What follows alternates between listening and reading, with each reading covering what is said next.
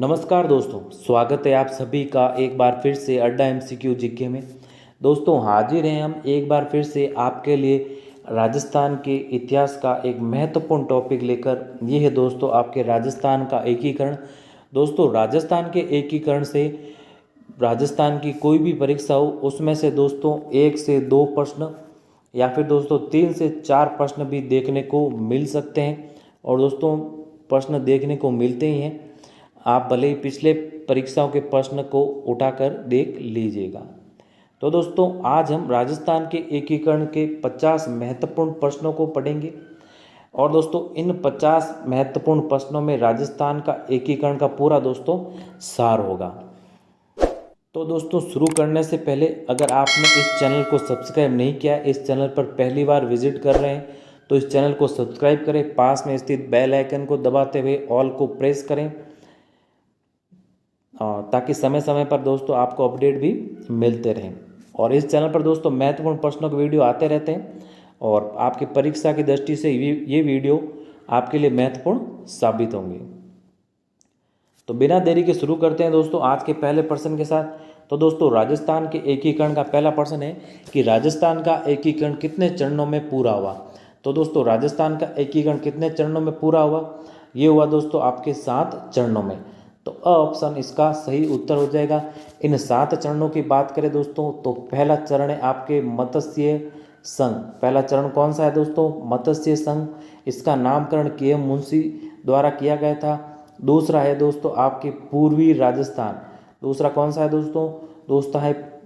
दूसरा आपके चरण था पूर्वी राजस्थान। और दोस्तों तीसरे चरण की बात करें तो तीसरा चरण कौन सा है? तो तीसरा है दोस्तों आपके संयुक्त राजस्थान। तीसरा कौन सा है? तीसरा है संयुक्त राजस्थान। चौथे चरण की बात करें, चौथा है आपके वृहत राजस्थान।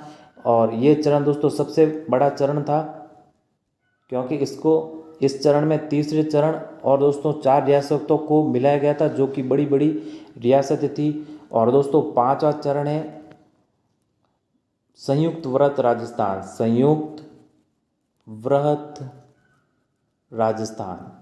और दोस्तों 6ठा है आपके राजस्थान संघ। और 7वां है आपके अंतिम वर्तमान राजस्थान। और दोस्तों 7वां अंतिम चरण 1 नवंबर 1956 को पूरा हुआ था, यानी हमारा एकीकरण 1 नवंबर 1956 को पूरा हुआ था। हमें पूछा है कितने चरणों में हुआ, तो ये हुआ आपके दोस्तों 7 चरणों में। और इनको भी आप थोड़ा ध्यान में रखिएगा। चलते हैं अगले प्रश्न की ओर। अगला दूसरा प्रश्न दोस्तों वर्तमान राजस्थान की प्रक्रिया पूर्ण नहीं। पिछले प्रश्न में बताया दोस्तों वर्तमान राजस्थान यानी दोस्तों 7वां चरण यानी राजस्थान का एकीकरण कब पूरा हुआ? ये हुआ दोस्तों आपके 1 नवंबर 1956 को। तो इसका सही उत्तर आपके ऑप्शन अ होगा। चलते हैं अब अगले प्रश्न की ओर। अगला प्रश्न है दोस्तों राजस्थान के राजनीतिक एकीकरण की प्रक्रिया कुल कितना समय लगा, यानी राजस्थान के एकीकरण में कुल कितना समय लगा? तो ये लगा दोस्तों आपके 7 वर्ष 8 माह और 14 दिन। तो ब ऑप्शन इसका आपके सही उत्तर होगा। चलते हैं अगले चौथे प्रश्न की ओर। चौथा प्रश्न है दोस्तों स्वतंत्रता के बाद देश की देशी रियासतों का एकीकरण किसके प्रयासों से संभव हुआ? अब दोस्तों एकीकरण इनमें से किसके प्रयासों से संभव हो सका? वो हो सका दोस्तों सरदार वल्लभ भाई पटेल और जो इनके सचिव थे वीपी मेनन, इनके प्रयासों से। क्योंकि दोस्तों 5 जुलाई 1947 को रियासती विभाग बनाया गया था। इनका नेतृत्व किया था दोस्तों सरदार वल्लभ भाई पटेल ने और इनके सचिव थे दोस्तों वीपी मेनन। और दोस्तों बहुत सी ऐसी रियासतें थी जो पाकिस्तान के साथ मिलना चाहती थी, लेकिन दोस्तों सरदार वल्लभ भाई पटेल और वीपी मेनन की कूटनीति के कारण बड़ी बड़ी रियासतें भारत में मिली और इनके प्रयासों से ही दोस्तों एकीकरण संभव हो सका। यानी भारत का एकीकरण इनके प्रयासों से ही संभव हो सका। तो आपके इसका सही उत्तर दोस्तों 1 व 2, यानी यहाँ पे 1 व 2 नहीं, यहाँ पे कर दीजिए अ व ब। तो आपके द ऑप्शन इसका सही उत्तर हो जाएगा, यानी वीपी मेनन और दोस्तों सरदार वल्लभ भाई के पटेल के प्रयासों से ही एकीकरण संभव हो सका। चलते हैं अब अगले प्रश्न की ओर। अगला 5वां प्रश्न है राजस्थान के एकीकरण के चरणों में सबसे बड़ा चरण किसे माना जाता है? तो राजस्थान के एकीकरण के चरणों में सबसे बड़ा चरण किसे माना जाता है? ये माना जाता है दोस्तों चौथे चरण को, क्योंकि दोस्तों इसमें तीसरे चरण को मिलाया गया था। और दोस्तों इसमें बड़ी बड़ी रियासतें यानी ट्रिपल जे भी आप ध्यान रखिएगा, एक बड़ी बड़ी रियासतों को मिलाया गया था। ट्रिपल जे बी यानी दोस्तों जयपुर, जोधपुर और जैसलमेर और आपके दोस्तों बीकानेर, इनको दोस्तों चौथे चरण में मिलाया गया था। और इस कारण इसको बड़ा चरण माना जा सकता है। और दोस्तों ये चरण आपके हुआ था 30 मार्च 1949 को, 30 मार्च 1949 को। और दोस्तों इस चरण में ही लगभग राजस्थान का दोस्तों एकीकरण लगभग हो गया था, यानी बड़ी बड़ी रियासत लगभग इस चरण में मिल गई थी। इस कारण से दोस्तों 30 मार्च को राजस्थान दिवस मनाया जाता है। तो ये भी कारण आप ध्यान रखिएगा कि 30 मार्च को ही राजस्थान दिवस क्यों मनाया जाता है, क्योंकि दोस्तों चौथा चरण जो कि सबसे बड़ा चरण था एकीकरण का, उसमें लगभग राजस्थान का निर्माण हो चुका था। इस कारण से 30 मार्च को राजस्थान दिवस मनाया जाता है। तो स ऑप्शन आपके इसका सही उत्तर हो जाएगा, यानी सबसे बड़ा चरण किसे माना जा सकता है? ये माना जा सकता है चौथे चरण को। चलते हैं अगले प्रश्न की ओर। अगला छठा प्रश्न है दोस्तों, मत्स्य संघ के अंतर्गत निम्न में से कौन कौन सी देशी राज्य सम्मिलित किए गए? अब दोस्तों मत्स्य संघ की बात करें तो मत्स्य संघ था दोस्तों एकीकरण का आपके पहला चरण। और दोस्तों पहले चरण से आपको याद रखना है ए, बी, सी और दोस्तों डी। ए से दोस्तों याद रखिएगा अलवर, बी से याद रखिएगा भरतपुर, सी से याद रखिएगा करौली और डी से याद रखिएगा दोस्तों धौलपुर। तो ब ऑप्शन आपका इसका सही उत्तर हो जाएगा, यानी मत्स्य संघ में कौन कौन सी रियासतों को सम्मिलित किया गया? ये किया गया अलवर, भरतपुर, करौली और धौलपुर। तो ब ऑप्शन आपके इसका सही उत्तर होगा। चलते हैं अब अगले प्रश्न की ओर। अगला प्रश्न है दोस्तों, राजस्थान की एकीकरण प्रक्रिया के समय मत्स्य संघ की वार्षिक आय कितनी थी? तो एकीकरण के समय दोस्तों मत्स्य संघ की वार्षिक आय कितनी थी? ये थी दोस्तों आपके 184 लाख इसकी वार्षिक आय थी, यानी मत्स्य संघ की वार्षिक आय थी।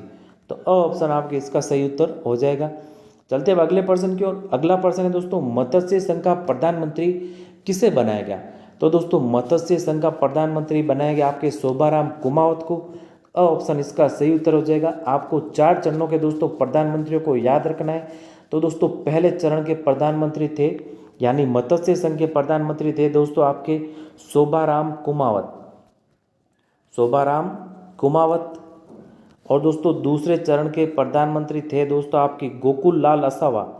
दूसरे चरण के भी बारे में पूछे तो दूसरे चरण के प्रधानमंत्री कौन थे? ये थे आपके गोकुल लाल असावा।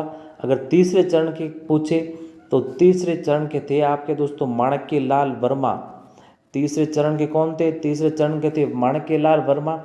चौथे चरण के थे दोस्तों आपके हीरालाल शास्त्री। चौथे चरण के कौन थे? चौथे चरण के थे आपके हीरालाल शास्त्री। हमें पूछा है मत्स्य संघ के, तो मत्स्य संघ के प्रधानमंत्री थे आपके शोभाराम कुमावत। बाकी इन 4 चरणों का भी थोड़ा ध्यान में रखिएगा। पहले चरण के शोभाराम कुमावत यानी मत्स्य संघ के, दूसरे के थे दोस्तों आपके गोकुल लाल असावा, तीसरे के माणक्यलाल वर्मा और चौथे के आपके हीरालाल शास्त्री। और इसका सही उत्तर आपके ऑप्शन अ होगा। चलते हैं अगले प्रश्न की ओर। अगला प्रश्न दोस्तों, राजस्थान में मत्स्य संघ का गठन किया गया। तो राजस्थान में मत्स्य संघ का गठन कब किया गया? तो यह किया गया दोस्तों आपके 18 मार्च 1948 को। तो इसका स ऑप्शन इसका सही उत्तर होगा। और दोस्तों एक मत्स्य संघ के नामकरण के भी बारे में ध्यान रखिएगा कि इसका नामकरण किसके द्वारा किया गया? इसका नामकरण किया गया दोस्तों के.एम. मुंशी द्वारा। तो चलते हैं अगले प्रश्न की ओर। अगला प्रश्न है, मत्स्य संघ का उद्घाटन कहाँ हुआ? तो मत्स्य संघ का उद्घाटन कहाँ हुआ दोस्तों? ये हुआ आपके भरतपुर के किले में। कहाँ पर हुआ? भरतपुर में। और कहाँ पर हुआ? ये हुआ आपके भरतपुर के किले में। तो ब ऑप्शन इसका सही उत्तर होगा। चलते हैं अगले प्रश्न की ओर। अगला प्रश्न है, मत्स्य संघ की राजधानी निम्न में से किसे बनाया गया? तो मत्स्य संघ की राजधानी दोस्तों किसे बनाया गया? ये बनाया गया आपके अलवर को। तो अ ऑप्शन इसका सही उत्तर होगा। चलते हैं अगले प्रश्न की ओर। अगला 12वां प्रश्न दोस्तों, किस समिति ने मत्स्य संघ के वृहत राजस्थान में विलय की अनुशंसा की? तो मत्स्य संघ को व्रत राजस्थान में मिलाने की अनुशंसा किसके द्वारा की गई या किस समिति द्वारा की गई? ये की गई दोस्तों शंकर देवराय समिति द्वारा। तो द ऑप्शन आपके इसका सही उत्तर हो जाएगा। चलते हैं हम अगले प्रश्न की ओर। अगला प्रश्न है दोस्तों, निम्न को सुमेलित करें, यानी ये संघ है और दोस्तों इनका निर्माण कब कब हुआ था, तो इसको हमें मिलान करना है दोस्तों। तो मत्स्य संघ का निर्माण कब हुआ था? तो मत्स्य संघ का निर्माण हुआ आपके 18 मार्च 1948 को। अब राजस्थान संघ की बात करें दोस्तों, तो राजस्थान संघ का निर्माण हुआ आपके 25 मार्च 1948 को। और दोस्तों संयुक्त राजस्थान की बात करें तो संयुक्त राजस्थान का निर्माण हुआ आपके 18 अप्रैल 1948 को। और वृहत राजस्थान का निर्माण हुआ दोस्तों आपके 30 मार्च 1949 को। तो दोस्तों अ, ब, स और द, अ के नीचे क्या है दोस्तों, यानी मत्स्य संघ का 4 नंबर ऑप्शन, और ब के नीचे आएगा दोस्तों आपके 3 नंबर, स के नीचे 2 नंबर और द के नीचे आपके 1 नंबर। तो ये इसका सही, अगर सुमेलित का पूछे दोस्तों तो ये इसका सही क्रम है, यानी अ में 4 नंबर, ब में 3, स में 2 और द में 1। चलते हैं अगले प्रश्न की ओर। अगला प्रश्न है, इनको भी दोस्तों सुमेलित करना है। तो मत्स्य संघ के दोस्तों ये संघ है और ये है दोस्तों यहाँ पे प्रधानमंत्री। तो मत्स्य संघ के प्रधानमंत्री कौन थे? तो ये थे आपके पहले संघ के प्रधानमंत्री, पिछले प्रश्न में ये बता चुका हूँ दोस्तों। तो अब ये थे आपके मत्स्य संघ के शोभा राम कुमावत। और राजस्थान संघ की बात करें दोस्तों तो इसके थे आपके दोस्तों गोकुलाल असावा। संयुक्त राजस्थान की बात करें तो इसके थे आपके माणिकलाल वर्मा। और वृहत राजस्थान के थे दोस्तों आपके हीरालाल शास्त्री। चलते हैं अगले प्रश्न की ओर। अगला प्रश्न है दोस्तों, भारत सरकार ने 5 जनवरी 1949 को सिरोही का प्रशासन किस सरकार को सौंपा? खाली जगह सरकार को सौंपा, यानी किस सरकार को सौंपा? तो ये सौंपा दोस्तों आपके मुंबई सरकार को। बेहद ही इंपॉर्टेंट प्रश्न बनता है दोस्तों आपके परीक्षा की दृष्टि से, तो इसको थोड़ा स्टार लगा दीजिएगा। आपके इसका सही उत्तर आपके ऑप्शन ब हो जाएगा, यानी सिरोही का प्रशासन किस सरकार को सौंपा? ये सौंपा दोस्तों मुंबई सरकार को। चलते हैं अब अगले प्रश्न की ओर। अगला प्रश्न है दोस्तों, किस राज्य के शासक को संयुक्त राजस्थान संघ का राज प्रमुख बनाया गया? तो दोस्तों किस राज्य के शासक को दोस्तों बनाया गया राज प्रमुख राजस्थान संघ का? तो ये बनाया गया दोस्तों आपके कोटा राज्य के शासक को राजस्थान संघ का राज प्रमुख बनाया गया।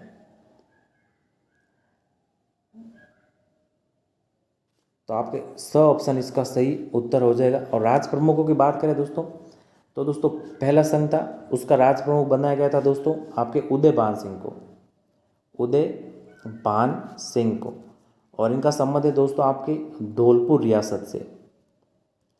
और भी थोड़ा ध्यान रखिएगा दोस्तों कि दूसरे का बनाया गया दोस्तों आपके भीम सिंह को, जो कि दोस्तों आपके कोटा से संबंधित है।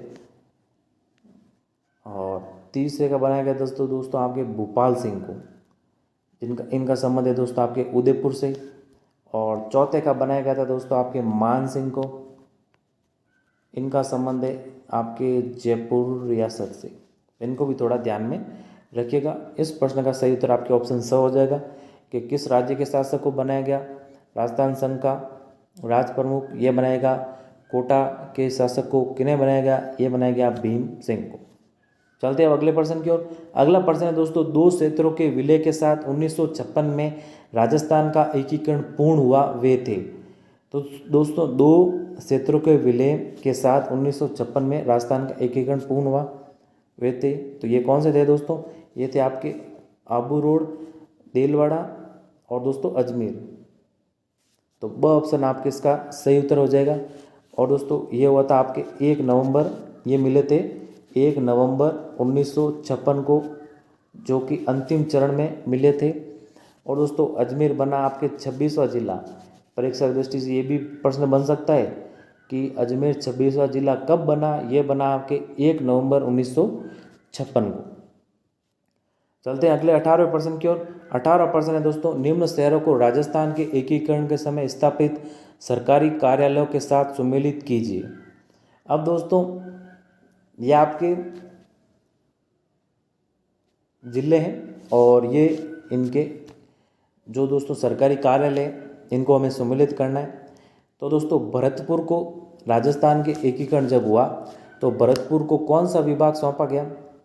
तो दोस्तों भरतपुर को सौंपा गया आपके कृषि विभाग। भरतपुर को कौन सा विभाग सौंपा गया? कृषि विभाग। और दोस्तों जोधपुर की बात करें तो जोधपुर को न्याय विभाग यानी हाईकोर्ट सौंपा गया दोस्तों। और दोस्तों बीकानेर की बात करें तो बीकानेर को सौंपा गया दोस्तों शिक्षा विभाग। और दोस्तों उदयपुर की बात करें तो उदयपुर को सौंपा गया आपके खनिज विभाग। तो ये इसका सही मिलान है दोस्तों, यानी अ, ब, स और द। अ के नीचे क्या आ गया दोस्तों? 4, ब के नीचे 1, स के नीचे 2 और द के नीचे 3। तो ये इसका सही मिलान है। चलते हैं अगले प्रश्न की ओर। अगला 19वां प्रश्न है दोस्तों, राजस्थान सेवा संघ ने राजनीतिक जागरण फैलाने हेतु अजमेर में जिस साप्ताहिक पत्र का प्रकाशन प्रारंभ किया वह था। तो दोस्तों किस साप्ताहिक पत्र का प्रकाशन प्रारंभ किया गया दोस्तों? राजनीतिक जागरूकता फैलाने हेतु ये किया गया आपके नवीन राजस्थान पत्र का। और दोस्तों इसके संपादक थे आपके विजय सिंह पथिक। और दोस्तों इसका संपादन हुआ आपके 1921 से प्रारंभ। और ये कहाँ पर हुआ ये भी महत्वपूर्ण बनता है, ये आपके हुआ अजमेर से। तो इनको भी थोड़ा आप ध्यान में रखिएगा। इसका सही उत्तर आपके ऑप्शन स हो जाएगा। नवीन राजस्थान बेहद ही इंपॉर्टेंट प्रश्न बनता है दोस्तों परीक्षा की दृष्टि से, स्टार लगा लीजिएगा कि नवीन राजस्थान के संपादक थे आपके विजय सिंह पथिक। और दोस्तों इसका संपादन हुआ 1921 से प्रारंभ, ये हुआ अजमेर में। चलते हैं अगले प्रश्न की ओर। अगला प्रश्न है दोस्तों, निम्न में से किसने माउंट आबू के राजस्थान में विलय में महत्वपूर्ण योगदान दिया? तो दोस्तों माउंट आबू के राजस्थान में विलय के लिए किसका महत्वपूर्ण योगदान था? यह था दोस्तों आपके गोकुल भाई भट्ट का। तो स ऑप्शन आपके इसका सही उत्तर हो जाएगा। चलते हैं अगले 21वें प्रश्न की ओर। अगला प्रश्न है दोस्तों, 25 मार्च 1948 को गठित राजस्थान संघ में निम्नलिखित देशी रियासतों का कौन सा समूह सम्मिलित किया गया? कौन सा समूह सम्मिलित नहीं था? इनमें से कौन सा समूह था दोस्तों जो सम्मिलित नहीं था? तो दोस्तों इनमें से कौन सा समूह था सम्मिलित नहीं था? यह था आपके उदयपुर, डूंगरपुर और दोस्तों प्रतापगढ़।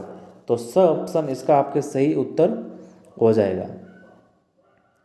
और दोस्तों उदयपुर की बात करें तो उदयपुर को दोस्तों राजस्थान संघ में मिलाया गया था और राजस्थान संघ में शामिल किया गया था दोस्तों, और संयुक्त राजस्थान का गठन हुआ था। तो सब ऑप्शन आपके सही उत्तर हो जाएगा इस प्रश्न का। चलते हैं अब अगले प्रश्न की ओर। अगला प्रश्न है दोस्तों, शंकर राव देव समिति का गठन धौलपुर एवं भरतपुर राज्यों की जनता की इस बात के लिए राय जानने के लिए किया गया था कि वे राजस्थान में अथवा उत्तर प्रदेश में मिलना चाहती है। इसके अध्यक्ष सहित कितने सदस्य थे? यानी दोस्तों धौलपुर एवं भरतपुर को दोस्तों राज्यों की जनता, जो धौलपुर और भरतपुर जो दोस्तों रियासतें थी, उस रियासतों की जो जनता थी, जो रहने वाली थी दोस्तों, उनकी राय को जानने के लिए एक समिति का गठन किया गया कि उनकी राय कि वह राजस्थान में मिलना चाहती है अथवा उत्तर प्रदेश में। तो उस समिति में कितने अध्यक्ष सहित कितने सदस्य थे? तो उस समिति में सदस्य अध्यक्ष सहित है दोस्तों आपके 3 सदस्य। तो इसका सही उत्तर है आपका ऑप्शन ब। चलते हैं अगले प्रश्न की ओर। अगला प्रश्न है, राजस्थान निर्माण के तृतीय चरण यानी संयुक्त राजस्थान का उद्घाटन निम्न में से किसके द्वारा किया गया? तो तीसरे चरण का उद्घाटन दोस्तों किसके द्वारा किया गया? तो ये किया गया दोस्तों आपके जवाहरलाल नेहरू द्वारा। दोस्तों आपके 2 ऑप्शन में जवाहरलाल नेहरू है, तो और ब इसका आपके सही उत्तर हो जाएगा, यानी जवाहरलाल नेहरू द्वारा तीसरे चरण का उद्घाटन किया गया था। अब दोस्तों पहले चरण की बात करें अगर, तो पहले चरण का उद्घाटन किसके द्वारा किया गया? ये किया गया दोस्तों NV गॉडगिल द्वारा। किसके द्वारा किया गया दोस्तों? NV गॉडगिल द्वारा। और दूसरे का भी दोस्तों किसके द्वारा किया गया? दूसरे का भी किया गया आपके NV गॉडगिल द्वारा। और तीसरे का दोस्तों इस प्रश्न में जो हमने पढ़ा ये किया गया दोस्तों जवाहरलाल नेहरू द्वारा। और दोस्तों चौथे का किया गया दोस्तों सरदार वल्लभ भाई पटेल द्वारा। सरदार पटेल द्वारा चौथे चरण का उद्घाटन किया गया। तो ये चारों चरण के उद्घाटन करता है। और तीसरे चरण के उद्घाटनकर्ता कौन थे? तो तीसरे चरण के थे आपके जवाहरलाल नेहरू। चलते हैं अब अगले प्रश्न की ओर। अगला 24वां प्रश्न दोस्तों, वृहत्तर राजस्थान का उद्घाटन किसने किया? तो दोस्तों पिछले प्रश्न में हमने पढ़ा यानी वृहत्तर राजस्थान यानी दोस्तों चौथा चरण। तो दोस्तों इसका उद्घाटन किसके द्वारा किया गया? ये किया गया आपके सरदार वल्लभ भाई पटेल द्वारा। और इसका उद्घाटन कब हुआ? इसका उद्घाटन हुआ दोस्तों 30 मार्च 1949 को। और दोस्तों लगभग 30 इस चरण में यानी इस चरण में लगभग राजस्थान का निर्माण हो चुका था। इस कारण 30 मार्च को राजस्थान दिवस मनाया जाता है। और दोस्तों अगर बात करें कि वृहत्तर राजस्थान की राजधानी क्या थी, तो ये थी आपके दोस्तों जयपुर। तो इन फैक्ट को भी आप थोड़ा ध्यान में रखिएगा। चलते हैं अब अगले प्रश्न की ओर। अगला प्रश्न है दोस्तों, राजस्थान के एकीकरण में सप्तम चरण में 1 नवंबर 1956 में किन क्षेत्रों को सम्मिलित किया गया? तो दोस्तों 7वें चरण में किन क्षेत्रों को सम्मिलित किया गया? तो ये किया गया आपके अजमेर तथा आबू देलवाड़ा को। और दोस्तों ये चरण संपन्न कब हुआ? तो ये चरण आपके संपन्न हुआ 1 नवंबर 1956 को। और दोस्तों अगर पूछे आपको कि किस समिति की सिफारिश पर अजमेर तथा आबू देलवाड़ा को राजस्थान में सम्मिलित किया गया? तो ये किया गया आपके फजल अली समिति की सिफारिश पर। किसकी सिफारिश पर? फजल अली समिति की सिफारिश पर। चलते हैं हम अगले प्रश्न की ओर। अगला 26वां प्रश्न है, राजस्थान में स्वायत्त शासन संस्था कब स्थापित की? तो राजस्थान में स्वायत्त शासन संस्था कब स्थापित की गई दोस्तों? तो ये की गई आपके 1955 में। तो इसका सही उत्तर है आपके ऑप्शन स। चलते हैं अगले प्रश्न की ओर। अगला 27वां प्रश्न है, जोधपुर के कौन से शासक अपने राज्य को स्वतंत्र इकाई रखना चाहते थे? तो दोस्तों कौन से शासक थे जोधपुर के जो अपने राज्य को स्वतंत्र इकाई रखना चाहते थे? तो ये रखना चाहते थे दोस्तों महाराजा हनवंत सिंह। और दोस्तों उस समय कयास लगाए जा रहे थे कि महाराजा हनवंत सिंह अपनी रियासत यानी जोधपुर रियासत दोस्तों सबसे बड़ी रियासत थी, उसको दोस्तों पाकिस्तान में मिलाना चाहते हैं। लेकिन दोस्तों सरदार वल्लभ भाई पटेल और वीपी मेनन की कूटनीति के कारण इनको मना ले गए अंत में। और दोस्तों विलय पत्र पर इनके हस्ताक्षर करवा लिए गए और जोधपुर रियासत जो सबसे बड़ी रियासत थी वो राजस्थान का हिस्सा बनी। तो इसका सही उत्तर था दोस्तों आपके ऑप्शन अ। चलते हैं अगले प्रश्न की ओर। अगला 28वां प्रश्न दोस्तों, राजस्थान में एकीकरण के समय रियासतें, ठिकाने और केंद्र शासित प्रदेश क्रमशः थे। तो दोस्तों राजस्थान के एकीकरण के समय कितनी रियासतें थी? तो ये रियासतें थी दोस्तों आपके 19 रियासतें। कितनी रियासतें थी? 19। और दोस्तों 3 थे आपके ठिकाने और 1 था दोस्तों आपके केंद्र शासित प्रदेश। और दोस्तों ठिकानों की बात करें तो दोस्तों ठिकाने कौन कौन से थे? तो दोस्तों थे आपके ये तो एक तो था नीमराणा और दोस्तों एक था आपके कुशलगढ़ और एक आपके दोस्तों लावा। ये आपके 3 ठिकाने थे। और ये केंद्र शासित प्रदेश की बात करें तो केंद्र शासित प्रदेश था आपके अजमेर मेरवाड़ा। तो आपके इसका सही उत्तर ऑप्शन अ। यानी एकीकरण के समय कितनी रियासतें, कितने ठिकाने और कितने केंद्र शासित प्रदेश थे क्रमशः? तो ये थे 19 रियासतें, 3 ठिकाने और 1 केंद्र शासित प्रदेश।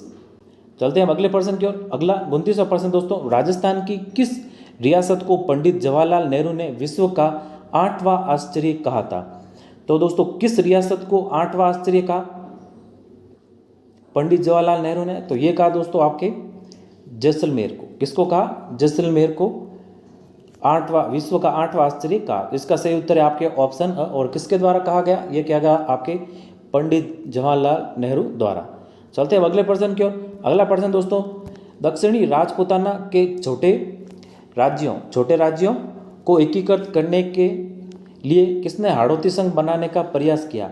तो दोस्तों दक्षिणी राजपूताना के छोटे राज्यों को एकीकृत करने के लिए किसने हाड़ौती संघ बनाने का प्रस्ताव दिया दोस्तों? तो ये दिया आपके महाराव भीम सिंह ने। और इनका संबंध था दोस्तों कोटा रियासत से। इनका संबंध किस रियासत से था? तो कोटा रियासत से इनका संबंध था। इन्होंने हाड़ौती संघ बनाने का प्रस्ताव दिया। इसका सही उत्तर आपके ऑप्शन ब। चलते हैं अगले प्रश्न की ओर। अगला प्रश्न 31वां दोस्तों, मत्स्य संघ का कौन सा राज्य जनता के बहुमत के आधार पर उत्तर प्रदेश के साथ विलीनीकरण के लिए तैयार था? तो दोस्तों कौन सा राज्य था? तो ये था आपके धौलपुर राज्य। तो सही है उत्तर है इसका आपके ऑप्शन स। चलते हैं अगले प्रश्न की ओर। अगला 32वां प्रश्न है दोस्तों, राजस्थान के एकीकरण के अंतिम चरण के बारे में निम्नलिखित कथनों में से कौन से कथन सत्य है। तो हमें दोस्तों इन कथनों में से कौन से कथन सत्य है उसकी पहचान करनी है दोस्तों। तो अजमेर मेरवाड़ा क्षेत्र को राजस्थान में सम्मिलित किया गया। जी हाँ दोस्तों, ये कथन आपके सत्य हो जाएगा। जो अंतिम चरण था, जो दोस्तों इसमें अजमेर मेरवाड़ा को सम्मिलित किया गया था। और दूसरा ऑप्शन है दोस्तों आपके सिरोही कबीले राजस्थान में किया गया। जी नहीं दोस्तों, सिरोही कबीले राजस्थान में अंतिम चरण में नहीं किया गया था। ये किया गया था दोस्तों आपके 26 जनवरी 1950 को। लेकिन दोस्तों अंतिम चरण हुआ था आपके 1 नवंबर 1956 को। और अगला है दोस्तों कथन, आबू देलवाड़ा को राजस्थान में सम्मिलित किया गया था। तो ये भी दोस्तों आपके सत्य हो जाएगा। आबू देलवाड़ा को भी दोस्तों राजस्थान में सम्मिलित किया गया। मत्स्य संघ को राजस्थान में सम्मिलित किया गया। जी नहीं, ये भी आपके गलत हो जाएगी। यानी अ और स दोस्तों इसका सही उत्तर है। मत्स्य संघ को तो पहले ही दोस्तों शामिल कर लिया गया था। तो आपके अ और स दोस्तों दोनों कथन है जो सत्य है। यानी अ और स ये जो कथन है, हमें सत्य कथनों के बारे में पूछा है, तो अ और स आपके कथन सत्य है। चलते हैं अगले प्रश्न की ओर। अगला है दोस्तों, सुनील टप्पा जो मंदसौर जिले का भाग था का राजस्थान में विलय हुआ।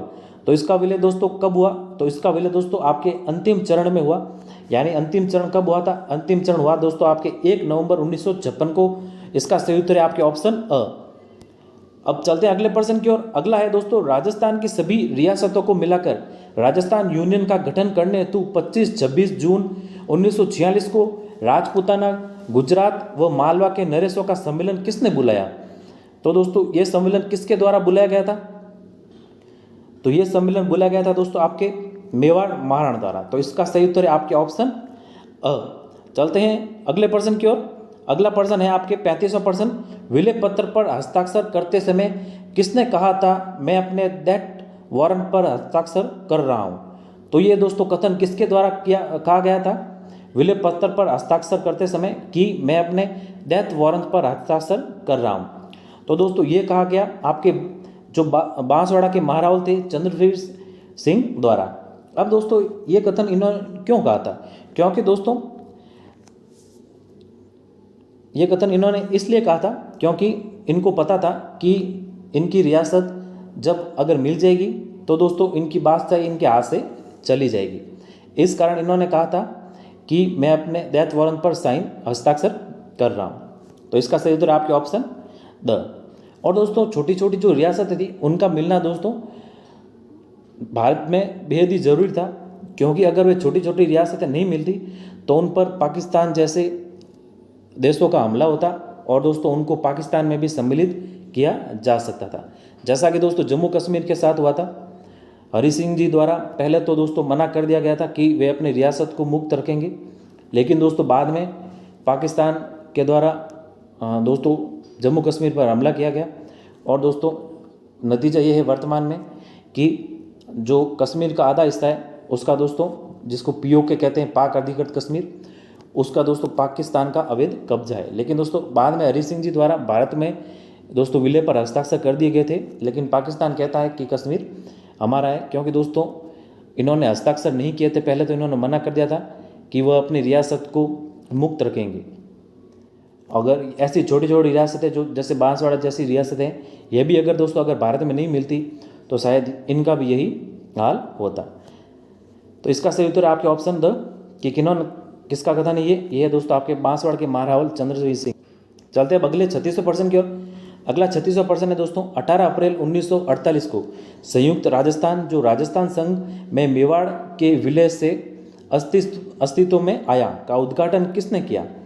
तो दोस्तों इसका उद्घाटन किसके द्वारा किया गया? यह किया गया आपके जवाहरलाल नेहरू द्वारा। तो इसका सही उत्तर आपके ऑप्शन स। चलते हैं अगले प्रश्न की ओर। अगला 37वां प्रश्न है दोस्तों, राजस्थान के नवगठित 33वें जिले यानी जो प्रतापगढ़ जिला है का गठन किन जिलों के कुछ क्षेत्रों को मिलाकर किया गया? तो दोस्तों किन क्षेत्रों को मिलाकर किया गया? तो ये क्या गया दोस्तों आपके बांसवाड़ा, उदयपुर और चित्तौड़ को मिलाकर प्रतापगढ़ का गठन किया गया। ये था आपके 33वां जिला। और ये 33वां जिला कब बना दोस्तों? पूछा जा सकता है कि प्रतापगढ़ 33वां जिला कब बना? तो ये बना आपके 26 जनवरी 2008 को। और किन किन के टुकड़ों से बना दोस्तों? ये आपके बांसवाड़ा, उदयपुर और चित्तौड़गढ़ के। तो इसका सही उत्तर है आपके ऑप्शन ब।